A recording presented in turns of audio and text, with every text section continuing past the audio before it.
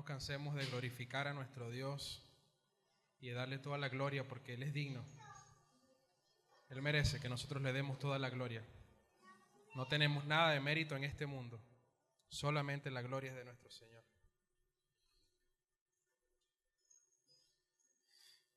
Mis amados hermanos, le pido por favor que me acompañen en sus Biblias. ¿Tienen sus Biblias en la mano? ¿Físicas? Con el celular también sirve. Acompáñenme a la primera carta de Pablo a Timoteo, capítulo 6, versículos del 3 al 10. Primera de Timoteo, capítulo 6, versículos del 3 al 10. Primera de Timoteo 6, del 3 al 10. Leemos la palabra del Señor con mucha reverencia y oramos. Dice: si alguien enseña una doctrina diferente y no se conforma a las sanas palabras, las de nuestro Señor Jesucristo, y a la doctrina que es conforme a la piedad, está envanecido y nada entiende, sino que tiene un interés corrompido en discusiones y contiendas de palabras, de las cuales nacen envidias, pleitos, blasfemias, malas sospechas y constantes rencillas entre hombres de mente depravada, que están privados de la verdad, que suponen que la piedad es un medio de ganancia. Pero la piedad, en efecto, es un medio de gran ganancia cuando va acompañada de contentamiento.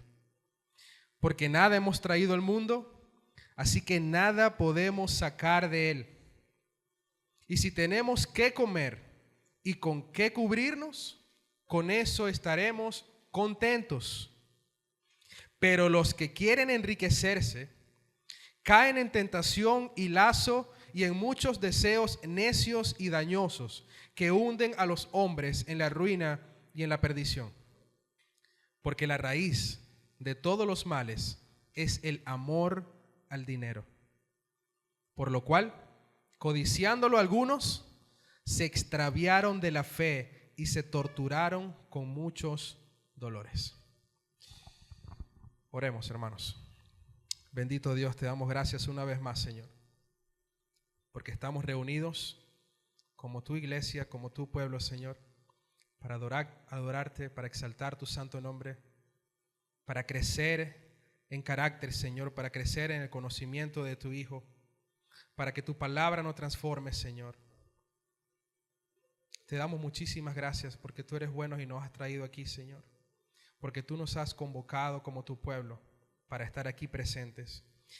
Ayúdanos que tu Espíritu Santo nos guíe, Señor, nos dé convicción de pecado y nos ayude a cambiar para tu gloria, para que tú seas glorificado, Señor, en el nombre de Jesús. Amén.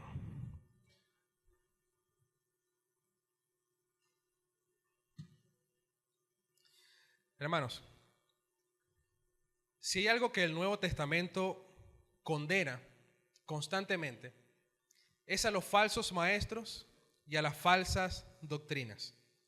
Nosotros podemos ver que el Nuevo Testamento repetidamente se advierte acerca de estos hombres que predican todo lo contrario al evangelio de la verdad. Y podemos ver con claridad que los falsos maestros no son hombres que aparecieron recientemente, no es algo con lo que la iglesia lidia de un pequeño o un poco tiempo para acá, sino que están o han estado desde los primeros días de la iglesia tratando de engañar y tratando de llevar a las personas al error, a un entendimiento equivocado de Jesucristo. Lamentablemente el auge de los falsos maestros en Latinoamérica ha subido muchísimo. Ha estado en mucho crecimiento en los últimos años. Pero lo peor no es eso.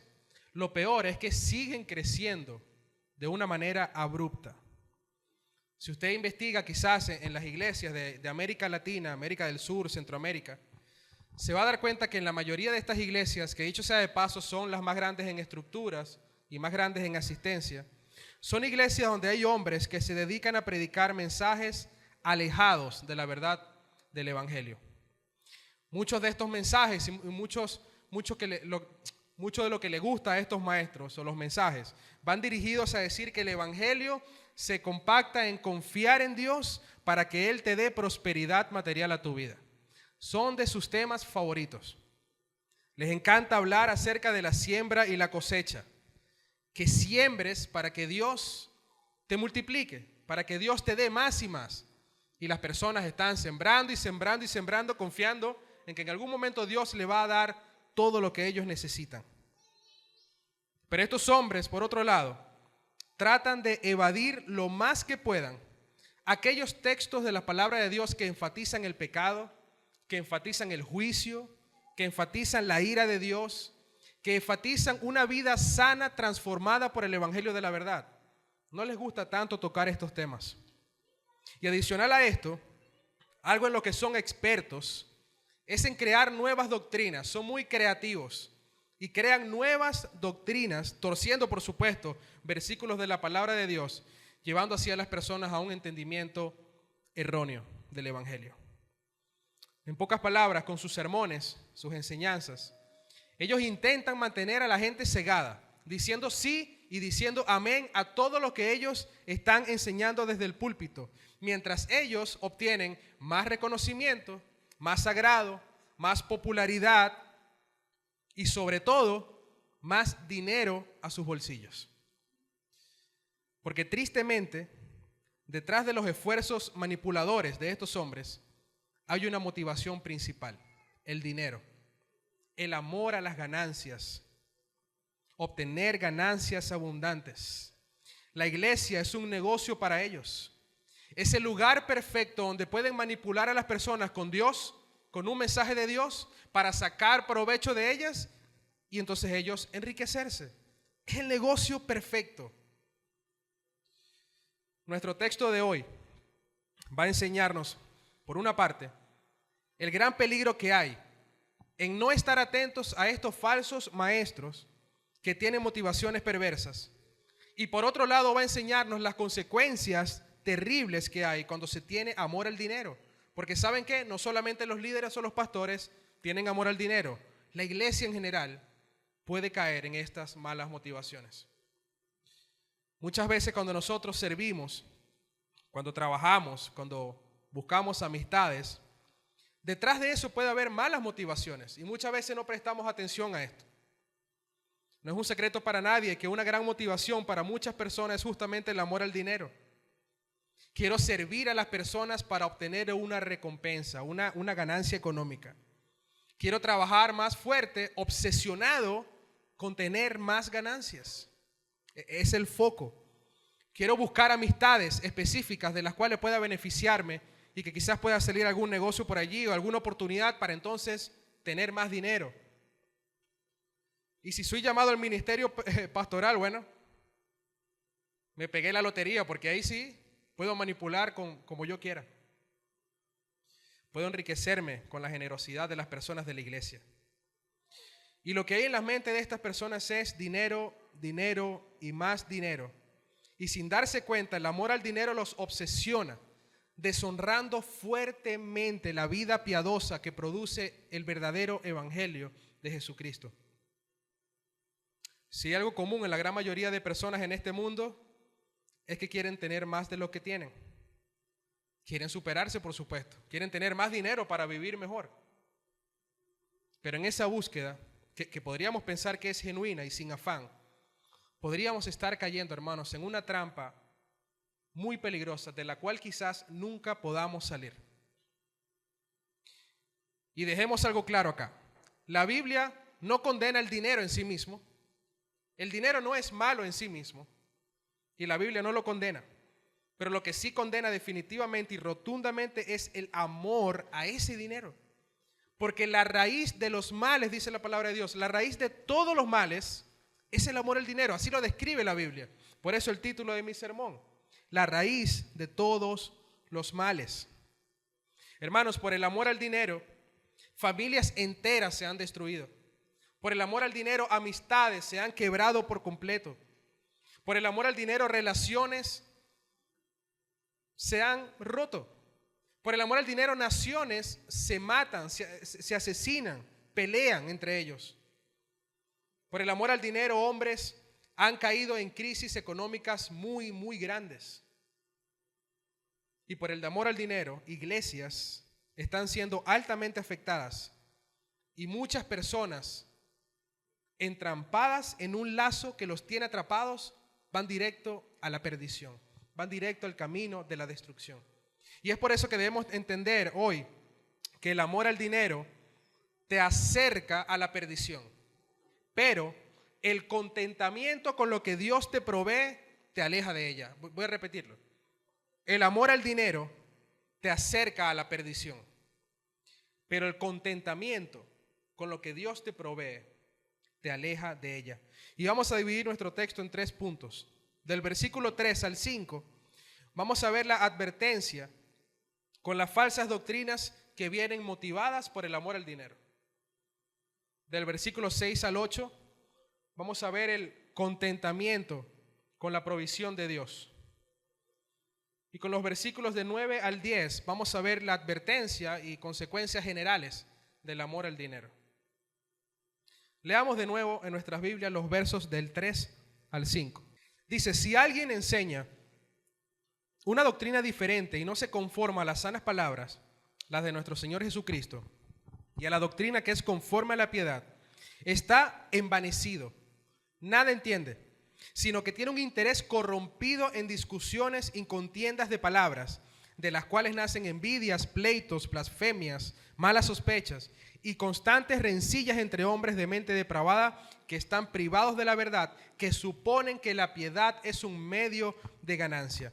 Y al acercarse al final de su carta, Pablo ve la necesidad de volver a tocar un tema con lo que empezó la carta. Pablo empezó de esta manera su carta. En 1 de Timoteo capítulo 1, en el versículo 3, le dice Pablo a Timoteo, tal como te rogué al salir para Macedonia, que te quedaras en Éfeso para que instruyeras a algunos que no enseñaran doctrinas extrañas.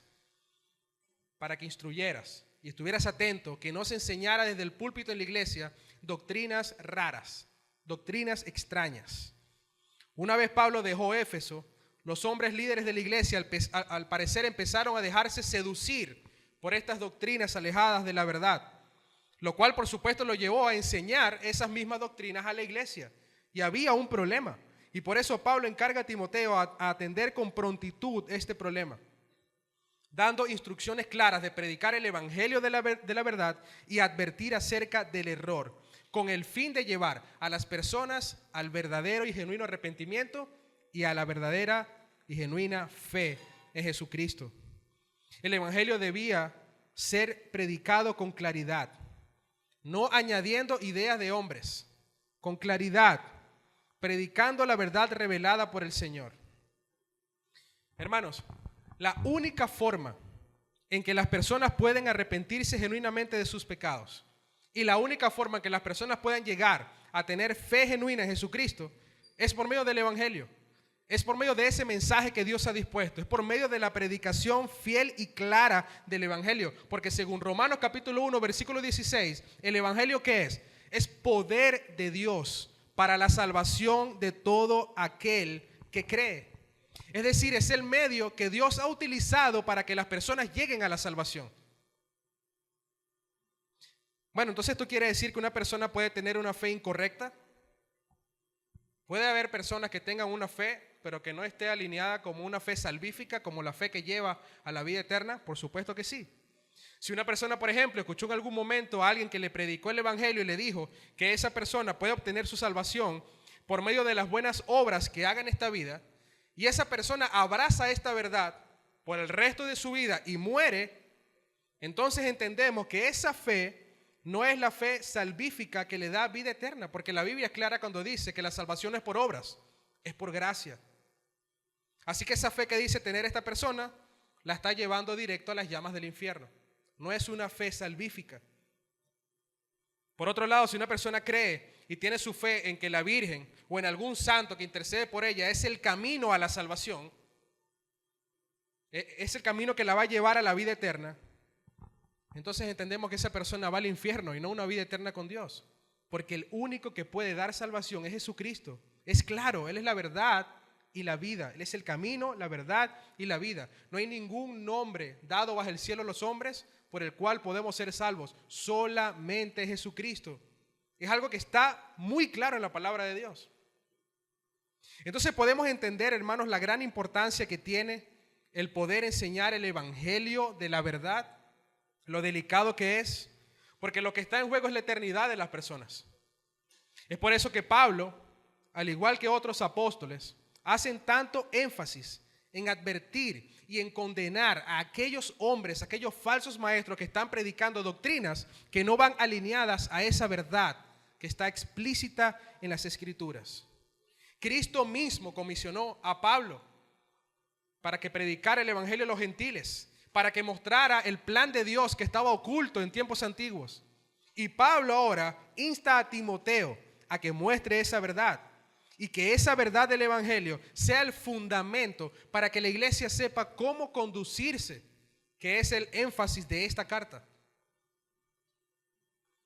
La sana doctrina enseñada por los apóstoles está fundamentada única y exclusivamente en la verdad del evangelio, en las sanas palabras de nuestro Señor Jesucristo, como lo dice nuestro texto. Pablo mismo le decía a los Gálatas en el capítulo 1, versículos 8 y 9, pero si aún nosotros, diciendo Pablo a la iglesia, o un ángel del cielo le anunciara otro evangelio contrario al que les hemos anunciado, sea anatema. Como hemos dicho antes, también repito ahora, dice Pablo, si alguien les anuncia un evangelio contrario al que recibieron, sea anatema. Y la palabra anatema en el griego significa una persona maldita o una persona condenada a la destrucción o a la condenación. Entonces lo que quiere decir Pablo es que si una persona les predica una doctrina contraria a la verdad del evangelio revelada, entonces esa persona es maldita, es condenada a la destrucción. Es lo que quiere decir Pablo. Ok, entonces si ya sabemos eso, ¿cuál es el verdadero evangelio? Pablo le deja dicho en su saludo a los Gálatas, antes de decirle estas palabras, de una manera muy simple pero muy clara, el evangelio de Cristo. En el saludo él le dice lo siguiente, Gálatas 1 del 1 al 5. Pablo, apóstol, no de parte de hombres ni mediante hombre alguno, sino por medio de Jesucristo y de Dios el Padre, que lo resucitó de entre los muertos, y todos los hermanos que están conmigo, a las iglesias de Galacia, gracia y paz a ustedes de parte de Dios nuestro Padre y del Señor Jesucristo. Versículo 4, que Él mismo se dio por nuestros pecados para librarnos de este presente siglo malo, conforme a la voluntad de nuestro Dios y Padre, a quien sea la gloria por los siglos de los siglos. Amén. Pablo les está hablando de ese Jesucristo que fue resucitado por Dios de entre los muertos, a ese Jesucristo que se entregó a sí mismo para perdonar nuestros pecados y para salvarnos de la condenación de este mundo. De ese Cristo está hablando Pablo. Y luego empieza a exhortarlos, diciéndole en pocas palabras que está sorprendido de la manera tan fácil como ellos se han dejado engañar por estos falsos maestros. Si ustedes conocen la verdad, ¿cómo es posible que se pare un hombre, le predique algo contrario a la verdad y ustedes le crean? ¿Cómo es posible? Esto no puede pasar, dice Pablo a los Gálatas. ¿Cómo abandonan a aquel que los llamó por gracia para seguir un evangelio distinto? ¿Cómo se dejan engañar tan fácilmente? Hermanos, no podemos dejar engañarnos por falsos maestros que tienen motivaciones perversas. Aquellos que quieren seducirnos para sacar provecho de nosotros. Debemos estar claros en la verdad, defender esa verdad y vivir conforme a esa verdad. Estos hombres rechazan la doctrina, dice nuestro pasaje, rechazan la doctrina que es conforme a la piedad. De modo que aquellos que abracen y que vivan esas doctrinas que no son conforme a la piedad, van a tener vidas carentes de santidad, no van a glorificar al Señor, van a ir directo a la perdición. Alguien decía lo siguiente, la piedad, con respecto a la piedad se refiere a las verdades de la salvación y la justicia en Cristo, que a su vez produce santidad en los creyentes. La piedad se refiere a las verdades de la salvación y la justicia en Cristo, que a su vez produce santidad en los creyentes. En otras palabras, la vida piadosa de un creyente consiste en una vida devota, en una vida reverente, en una vida de servicio al Señor, rechazando el pecado. Pero eso solamente es posible por un entendimiento claro del Evangelio. Si no se entiende el Evangelio de Jesús, no se puede tener una vida piadosa. Es imposible. Un autor también resumía la piedad de la siguiente manera. Él decía, la piedad es devoción en acción. Una vida de comunión con Dios que cambia nuestro carácter y resulta en acciones dignas de un verdadero creyente. Entonces la doctrina que es conforme a la piedad, podríamos traducirlo como la doctrina que es conforme a Cristo o que es conforme a su obra redentora. Esa es la idea. Nadie puede vivir una vida realmente piadosa si no entiende a Jesucristo y si no entiende lo que Él ha hecho a su favor. Recordemos las palabras del mismo Pablo en el capítulo 3 de Primera de Timoteo, que lo veíamos hace un par de meses. Él mismo explicaba cuál era ese misterio de la piedad. La piedad era un misterio, pero Pablo dice, bueno, yo les voy a explicar de qué trata el misterio de la piedad. Él dice en Primera de Timoteo capítulo 3, versículo 16, e indiscutiblemente grande es el misterio de la piedad. 2 puntos. Él, refiriéndose a Cristo, fue manifestado en la carne, vindicado en el Espíritu, contemplado por ángeles, proclamado entre las naciones, creído en el mundo, recibido arriba en gloria. Entonces, hermanos, el misterio de la piedad lo podemos traducir en una sola cosa: Jesucristo. Jesús. La piedad está estrechamente ligada, de hecho está adherida a Jesucristo. Lo que Cristo es y lo que Cristo hace promueve santidad, produce vidas piadosas que se esfuerzan en vivir coherentemente con lo que han recibido por parte del Señor. De eso se trata. Y hermanos, es importante que entendamos esto, porque si alguien no entiende el fundamento de una vida piadosa, entonces va a caer o puede caer en una trampa mortal que lo llenará de orgullo, de soberbia, de altivez y de motivaciones incorrectas para el servicio al Señor. Es importante entender esto que estamos hablando. Es justamente lo que pasaba con los falsos maestros, como menciona nuestro texto.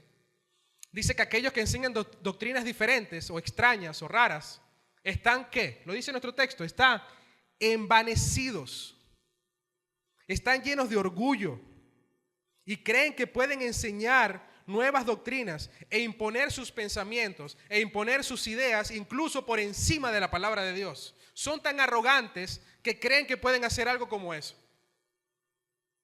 Son hombres que tienen sus mentes entenebrecidas, no entienden la sana enseñanza. Son hombres que les gusta la polémica, o como lo describe la versión NTV, tienen un deseo enfermizo de cuestionar cada palabra de las Escrituras. Todo lo que dice la palabra lo cuestionan. Ellos prefieren añadir sus ideas para que tenga más sentido. Están llenos de arrogancia y de altivez. Y no muestran obediencia, por supuesto, y sujeción a la palabra de Dios. Más bien se obsesionan con terminologías y con pensamientos humanistas que atacan directamente la confiabilidad y la autoridad de las Escrituras. ¿Y saben qué provoca? Dice nuestro texto: envidias, pleitos, blasfemias, malas sospechas. Y todo esto viene de un corazón altamente orgulloso y una motivación perversa, la peor de todas, porque es la raíz de todos los males, y es como termina nuestro versículo 5, que suponen que la piedad es un medio de ganancia. Estos hombres utilizan la piedad, utilizan el nombre de Jesús con la motivación principal de enriquecerse. Ya sabemos que la piedad la podemos traducir como Jesús. Entonces estos hombres utilizan el nombre de Jesús para enriquecerse. Ellos suponen que la piedad es algo por la cual conseguir dinero. No aman al Señor, no aman a la iglesia del Señor. ¿Saben qué aman? El dinero. Es lo único que aman, es lo único que les importa. Cada ministro del Señor, cada pastor debe examinarse constantemente a ver cuál es su motivación por la cual él busca crecer en su ministerio. Porque sí, nosotros estamos interesados en crecer en nuestro ministerio, pero ¿cuál es la motivación que hay detrás? Porque muchas veces nosotros hacemos cosas pensando que son cosas muy, muy buenas, pero no tomamos atención a las motivaciones. Ahí radica el problema. Muchas personas se nos acercan como pastores, pastor, esto está mal, esto está mal, esto está mal. Y quizás muchas de esas cosas no están mal en sí mismas, pero siempre podemos preguntar, ¿cuál es la motivación por la cual quieres hacer eso? Porque ahí radica el problema. ¿El dinero es malo? No es malo, pero ¿cuál es tu motivación al buscarlo? Ahí sí puede haber un tremendo problema. Por eso cada pastor debe examinarse. ¿Cuál es la motivación por la cual quiere crecer? Por la cual quiere aprender más. Quiere mejorar su homilética al enseñar. Quiere ser un hombre que ora más. Un hombre que tiene cada vez más misericordia. Un hombre que está atento a las necesidades de la iglesia. Un hombre que quiere crecer en consejería, en sabiduría. Un hombre que quiere ser más respetuoso. Que quiere ser ejemplo para los demás, etc. Y debe examinar constantemente esto porque muy profundo en su corazón puede haber motivaciones que no son agradables a los ojos del Señor. Quizás quieren ser vistos, quizás quieren ser reconocidos, quieren ser admirados. O por otro lado, quizás quieren sacar provecho de la generosidad de las personas, persuadiendo en el nombre de Jesús para enriquecerse.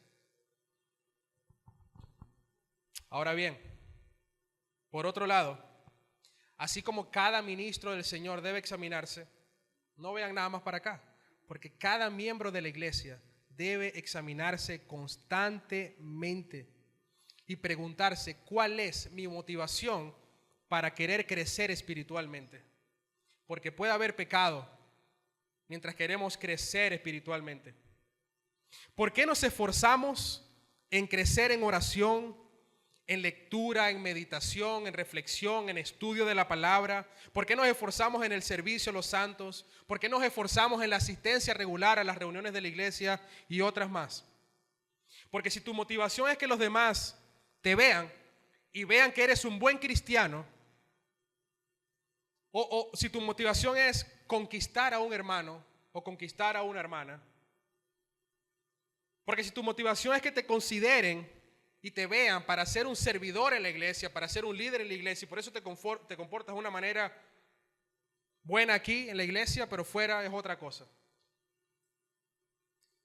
Si estas son tus motivaciones, entonces debes reconsiderar qué es lo que entiendes del Evangelio. Mis hermanos, la motivación correcta para los pastores en sus ministerios y para la congregación en su crecimiento espiritual debe ser una sola: parecernos cada vez más a nuestro Señor Jesucristo para que Dios sea glorificado. Esa es la única motivación que debe haber en nuestros corazones. Todos debemos estar apuntando con un corazón correcto y entendido, llegar a la estatura del varón perfecto y que así la gloria de Dios sea manifestada poderosamente. De eso se trata una vida piadosa. Caminar directamente hacia el carácter de nuestro Señor, quien se entregó por nosotros y nos quitó las cadenas del pecado para que eso fuese posible. Timoteo debía cuidarse mucho de esto, porque el corazón, según la palabra, es ¿qué? Engañoso. El corazón es engañoso. Y el dinero es atractivo. ¿O piensan que no lo es? Definitivamente sí lo es. Es lo más atractivo de todo. Y el dinero hace falta. Y muchas veces nosotros no sabemos hasta cuándo hace falta el dinero. Y por eso nos obsesionamos cada vez más en tener más y más y más. Pareciera que nadie se conforma realmente con lo que tiene. Es un problema tener contentamiento con lo que se tiene. Siempre se quiere buscar más. Falta algo más. Timoteo, como ministro del Señor, debía cuidarse del amor al dinero. Pero no solo Timoteo, sino toda la iglesia. Porque repito, el amor al dinero te acerca a la perdición. Pero el contentamiento con lo que Dios te provee te aleja de ella. Y es lo que vamos a ver en la segunda parte de nuestra estructura. El contentamiento con la provisión de Dios, versículos 6 y 8. Acompáñenme en sus Biblias.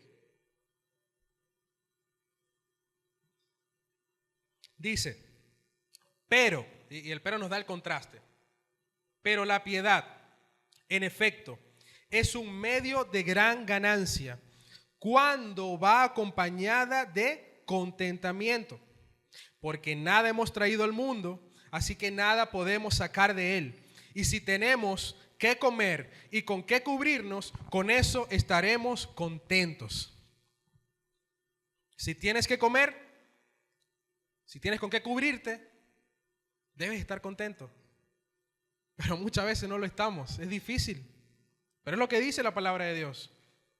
Lo contrario de la avaricia o la avaricia de los falsos maestros, que no se conforman, sino que usan la piedad como un medio de ganancia para tener cada vez más. Lo contrario es el contentamiento con la provisión de Dios. Pablo dice en nuestro texto que la piedad en sí misma, la piedad ya es un medio de gran ganancia. En otras palabras, si Cristo está produciendo en ti una vida piadosa, ya tú tienes todo lo que necesitas. Porque a diferencia de que los falsos maestros enseñan, Cristo sí es suficiente. Cristo sí es todo lo que necesitamos. En Él estamos completos. Lo que nosotros necesitamos en nuestra vida no es seguir desesperados, buscando muchas formas de hacer cada vez más dinero.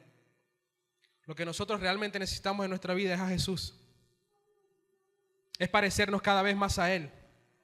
Es vivir una vida piadosa que nos acerque cada vez más a Él y cada vez más a su carácter. Eso es lo que necesitamos. La satisfacción de tu vida no está en las cosas de este mundo. Tu verdadera felicidad no está en las cosas o en las posesiones que puedas tener. Tu plenitud no está en tus posesiones, ni en tu familia, ni en tu trabajo, ni en tus amigos, ni en los logros que puedas haber alcanzado. No está allí. No es muy difícil que puedas darte cuenta de que nunca vas a estar satisfecho. Siempre vas a querer un logro más. Siempre vas a querer un poco más de dinero. Siempre vas a querer un carro más. Siempre vas a querer una casa más. Siempre vas a querer un amigo más. Siempre vas a querer algo más. Y llegará al final de tu vida y vas a tener una lista de cosas que pudiste haber hecho, pudiste haber logrado, pero no pudiste. De modo que no podrás estar del todo agradecido y satisfecho. ¿Y saben cuál es la razón? La razón es que esos espacios vacíos que quedan en tu corazón solamente pueden ser llenados por una persona, Jesucristo. No por un amigo más, no por un poquito más de dinero, no por otro carro, no por otro apartamento, no por otra casa. Es Jesús el complemento perfecto de nuestro corazón, de nuestra alma, de nuestra vida. Dios decidió por amor entregar a su Hijo unigénito para que recibiera toda su ira, todo el castigo que nosotros merecíamos recibir a causa de nuestro pecado, y por medio de Él darnos vida, resucitarnos de la muerte espiritual en la que estábamos. Dice Efesios que Dios nos dio vida juntamente con Cristo, y con Él nos sentó en lugares celestiales. Por gracia hemos sido salvados. Este es el mensaje del Evangelio que Pablo dice o habla en Gálatas, que Pablo habla en Efesios y que Pablo habla en Romanos cuando dice que ese Evangelio, ese mensaje es el poder de Dios para la salvación de todo el que cree. Y no olvidemos esa pequeña frase al final que dice de todo el que cree. Porque para que seas salvo debes creer que Jesús es el Hijo de Dios, enviado a este mundo a perdonar tus pecados y a salvarte de la condenación eterna y llevarte a la vida eterna. Así que tu preocupación más importante el día de hoy es que puedas arrepentirte de tus pecados y que puedas creer, tener fe en el Hijo de Dios, porque Él es todo lo que tú necesitas. Hermanos, Cristo es suficiente. Y como decíamos, eso en sí mismo ya es una ganancia, ya es todo lo que necesitamos. Pero nuestro texto en el verso 6 añade algo que nosotros no podemos obviar porque está complementando esto que estamos diciendo. Dice, pero la piedad en efecto es un medio de gran ganancia cuando va acompañada de contentamiento. Y he ahí el dilema, es ahí el problema, en tener contentamiento.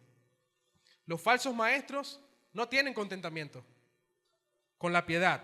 No creen que Cristo es suficiente y que Dios provee lo que necesitamos. Ellos buscan desesperadamente enriquecerse cada vez más. Pero Pablo deja claro que la piedad es un medio de gran ganancia cuando va acompañada de contentamiento. Entonces podríamos decir que el remedio o el antídoto que nos aleja de la codicia, que nos aleja de la avaricia, del amor al dinero, es el contentamiento cristiano. El contentamiento. Y esta palabra en el original significa suficiencia. Estar satisfechos con lo que el Señor provee. A eso se refiere. Y esto empieza, por supuesto, en estar satisfecho en lo espiritual, en nuestra salvación, en todo lo que el Señor ha hecho a nuestro favor. Entendemos que no necesitamos más nada porque si lo tenemos a Él, lo tenemos todo. Y esa satisfacción nos lleva entonces a poder tener contentamiento en la práctica, en lo que Dios ha decidido darnos materialmente hablando, ya sea mucho o ya sea poco. Algunos tendrán mucho, y algunos tendrán poco. Así Dios lo ha decidido. Pero debemos tener contentamiento, sea mucho o sea poco. Y es raro porque los que tienen mucho tampoco tienen contentamiento y los que tienen poco podrían decir, bueno, aquellos que tienen mucho, que Dios les ha provisto mucho, deberían estar contentos. Pero la realidad es que no, porque quieren más. Y recordamos las palabras de Pablo en Filipenses capítulo 4, versículos 11 y 12, cuando dice, no es que haya pasado necesidad alguna vez, dice Pablo, porque he aprendido a estar contento con lo que tengo. Sé vivir con casi nada o con todo lo necesario. He aprendido el secreto de vivir en cualquier situación, sea con el estómago lleno o vacío, con mucho o con poco. He aprendido el secreto. ¿Saben cuál es el secreto? Esa frase que muchos conocemos que viene después, porque todo lo puede en Cristo, porque Cristo es el que le da las fuerzas para Él poder estar contento en escasez o en abundancia. Ese es el secreto de Pablo. Pablo entiende que lo único que él necesita es a Jesús, quien le da esa fortaleza. Su contentamiento y gratitud no se basa en lo material ni en las circunstancias, sino en el Señor, porque el Señor es la fuente misma del contentamiento. Y eso es justamente lo que quiere transmitirle a Timoteo y a la iglesia. Los versos 7 y 8 continúan diciendo, porque nada hemos traído al mundo, así que nada podemos sacar de él. Y si tenemos con qué comer y con qué cubrirnos, con eso estaremos contentos. ¿Sabe, hermanos? Uno de los síntomas claros de una persona que no tiene contentamiento, o uno de los síntomas más claros de que una persona no está satisfecha, es la queja. Y yo les confieso, yo he sido débil en esta área y quizás muchos puedan identificarse un poco conmigo. Muchas veces somos malagradecidos y no apreciamos el valor de lo que Dios nos ha provisto, sino que nos quejamos constantemente. Y cuando tenemos un corazón desagradecido, podemos caer fácilmente en la trampa de la codicia. Vamos a tener un afán o un deseo incontrolable de poseer riquezas materiales, porque nos estamos quejando y no estamos contentos con lo que ya tenemos, sino estamos confiando en que Dios nos provee y nos va a proveer lo que necesitamos. Es por esto que nosotros debemos ejercitarnos en el contentamiento con lo que Dios nos da, porque el verso 7 es muy claro cuando dice que nada hemos traído a este mundo, nada, y nada vamos a sacar de él. Entonces, ¿qué nos hace pensar que lo que nosotros tenemos nos pertenece a nosotros? Creo que necesitamos recordar una vez más que Dios nos rescató de las tinieblas para ser ahora su posesión, para ser de Él. Le pertenecemos por completo a Dios. Y al pertenecerles por completo a Dios, todo lo que podemos tener aquí en la tierra es del Señor, no es de nosotros. Nosotros somos simplemente administradores de lo que Él nos da. Y hermanos, más nos vale que administremos con contentamiento y no con queja. Así que al igual que Pablo en Filipenses, nosotros debemos estar contentos con lo que Dios nos ha dado. Ser agradecidos y ser buenos administradores de lo que recibimos. teniendo siempre en mente nuestra esperanza futura. Saben, cuando nosotros pensamos en esta realidad futura, en nuestra esperanza, las cosas de este mundo pierden muchísimo su valor. Cuando ponemos nuestra mirada y nuestra concentración en nuestra vida eterna, todo lo que hay en este mundo pierde su valor en absoluto. Por eso la palabra nos anima a vivir enfocados en las cosas de arriba, como dice Colosenses, entendiendo que somos simplemente extranjeros en este mundo, pero que nuestra verdadera ciudadanía está en los cielos. De modo que nuestra motivación para tener contentamiento es y siempre debe ser el glorioso evangelio de Jesucristo. Si Dios nos ha dado lo suficiente para comer y nos ha dado para cubrirnos, tal como dice el verso 8, con eso estaremos contentos y satisfechos. Alguien decía, el contentamiento no tiene que ver con un estilo de vida mediocre o pesimista. Escuchen esto. El contentamiento no tiene que ver con un estilo de vida mediocre o pesimista. No se trata de eso. No es sinónimo de conformismo. Es más bien una actitud de estar tranquilo y gozoso con lo que el Señor provea. Muy acertado este comentario. Recordemos que la Biblia no condena al dinero o tener posesiones, sino condena el amor al dinero, que trae como consecuencia falta de contentamiento. Porque el que ama el dinero nunca está contento, nunca está conforme, nunca está satisfecho, siempre quiere más. Muchas personas en este mundo anclan su identidad en todo lo que poseen y lo que son a causa de sus posesiones. Pero un creyente debe entender que su verdadera identidad se encuentra solamente en Jesucristo. Y si sabemos quiénes somos en Él, entonces vamos a darnos cuenta que tenemos muchísimo más de lo que creemos tener. Porque el que tiene a Cristo lo tiene todo. Y el que no tiene a Cristo, por mucho dinero que tenga en el banco, por muchas ganancias, por muchas posesiones, por mucho que tenga, no tiene nada. Mis hermanos, de nada vale vivir una vida extravagante, con mucho dinero, con muchas posesiones, con mucho lujo, si cuando partamos de este mundo vamos a pasar nuestra eternidad en las llamas del infierno separados de la presencia de Dios. No vale de nada. Dejemos de estar tan enfocados en querer tener más. Dejemos de invertir la mayoría de nuestras fuerzas en buscar más dinero. Dejemos de invertir la mayoría de nuestro tiempo en buscar más dinero, en ser más prósperos económicamente. Pensemos más bien en invertir la mayoría de nuestras fuerzas y la mayoría de nuestro tiempo en crecer en piedad, en estudiar las Escrituras, para crecer más en carácter, para ser más obedientes, para estar más en sumisión con nuestro Padre. Mantengamos fresca nuestra mente con la verdad gloriosa del Evangelio y recordemos constantemente al Señor y a su obra redentora, siempre. Alimentemos más nuestra alma que nuestro cuerpo. Y sé que es una tarea difícil, pero recuerda que ya no somos esclavos de Satanás, sino que tenemos un rey que nos libertó, que nos quitó las cadenas para que pudiéramos acercarnos a Él para hallar la gracia y la misericordia oportuna que necesitamos. Esa es nuestra mayor ganancia, hermanos, la vida piadosa que Cristo produce en nosotros. Pero en los últimos versículos vamos a ver de nuevo el contraste de aquellos que tienen contentamiento en el Señor con aquellos que no tienen contentamiento en el Señor. Aquellos que solo tienen un afán de enriquecerse. Dicen los versículos 9 y 10. Acompáñenme una vez más en sus Biblias. Pero los que quieren enriquecerse caen en tentación y lazo y en muchos deseos necios y dañosos que hunden a los hombres en la ruina y en la perdición. Porque la raíz de todos los males es el amor al dinero, por el cual, codiciándolo algunos, se extraviaron de la fe y se torturaron con muchos dolores. Esta advertencia es digna para ser revisada por todos nosotros, porque es algo muy, muy delicado.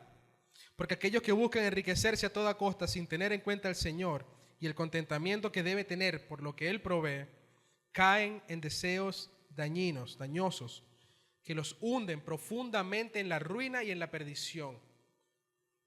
En otras palabras, el dinero fácilmente puede convertirse en un ídolo. Y cuando eso pasa, vamos a estar tan ansiosos y tan enfocados en buscarlo que vamos a perder de vista lo más importante. Muchas personas pueden estar pendientes del aquí, de la hora, de estar bien estables en esta vida, de poder vivir bien, de disfrutar los placeres de la vida.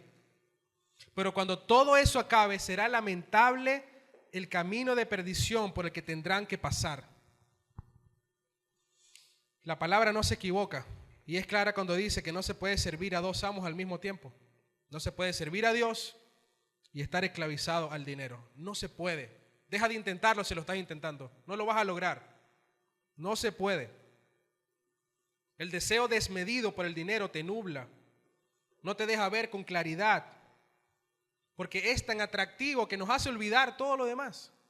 Estamos allí sumergidos, buscando el dinero, desesperados por ser más ricos, por tener cada vez más. Y recordemos, Pablo no está condenando el dinero. Ninguno de nosotros, hermanos, salga de aquí pensando que el dinero es malo o que ser rico es malo. Una frase que hemos escuchado, que ser rico es malo. No pensemos eso, porque no es verdad. Ser rico no es malo. Tener dinero no es malo. De hecho, Dios puede bendecirte económicamente y puede darte muchas bendiciones materiales para que tú las disfrutes y para que puedas honrarlo, para que puedas compartir con los demás, para que puedas ser generoso, para que puedas mostrar la gloria de Dios con todo lo que Él te ha dado. Él lo puede hacer, así que no es malo tener dinero. El problema radica en el amor o la gran importancia que tú le des a eso. Si tu preocupación principal es hacer cada vez más dinero, si tu enfoque principal está en enriquecerte y no en el reino de Dios, eso sí es un tremendo problema. ¿Qué dice Mateo 6? Y nos leía el pastor Pacheco empezando la reunión, cuando habla acerca del dinero y las posesiones. Dice, parafraseando, que la preocupación desmedida por el dinero y las necesidades son cosas que caracterizan la mente de los incrédulos. Así lo describe el Evangelio de Mateo. La preocupación desmedida por el dinero, la preocupación por estar teniendo más, es algo que caracteriza la mente de los incrédulos, de aquellos que no confían en el Señor. Pero Dios, dice, conoce a detalle las necesidades de sus hijos. Él sabe lo que necesitamos y en qué medida lo necesitamos y cuándo lo necesitamos. De hecho, Él sabe mucho más lo que necesitamos que nosotros mismos, porque Él es Dios y conoce todas las cosas. Y Él, Dios, quien es fiel, dará lo necesario para que nosotros podamos tener la oportunidad de experimentar y de expresar contentamiento con lo que Él nos provee. Y mientras tanto, entonces, ¿qué nosotros hacemos? Y tenía tiempo que no pronunciaba este versículo, que es uno de mis favoritos en toda la palabra. Mateo 6:33, ¿qué debemos hacer? Buscar primeramente el reino de Dios y su justicia, y Dios se encargará de añadir todo lo que necesitamos. Hermanos, buscar a Dios y Él provee, Él añade, Él da.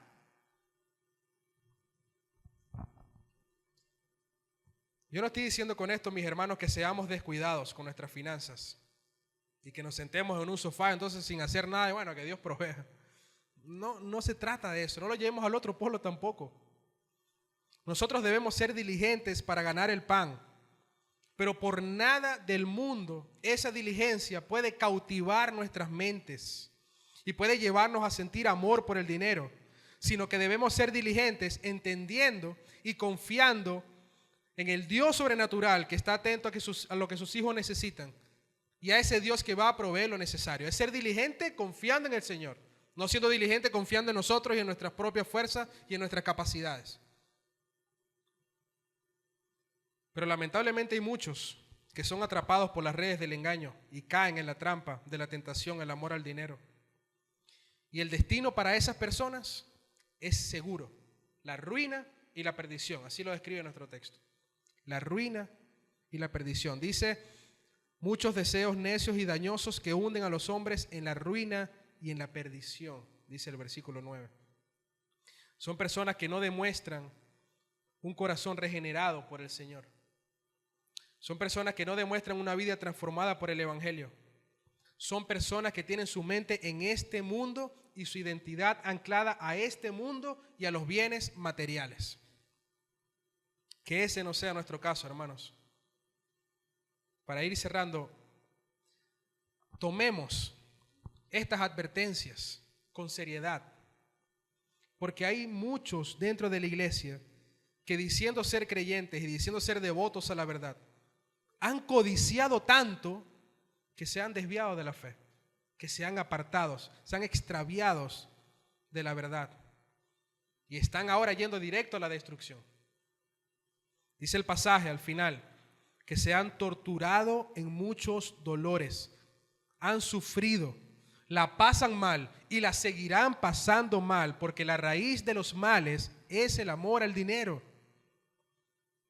El amor al dinero te acerca a la perdición, pero el contentamiento con lo que Dios te provee te aleja de ella.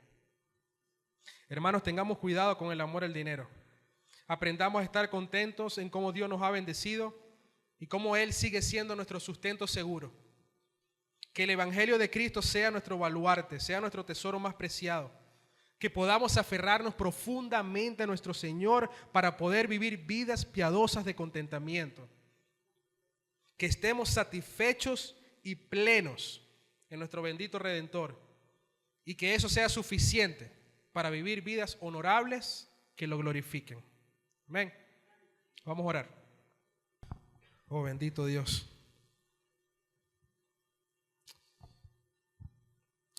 Qué tema tan complicado, Señor.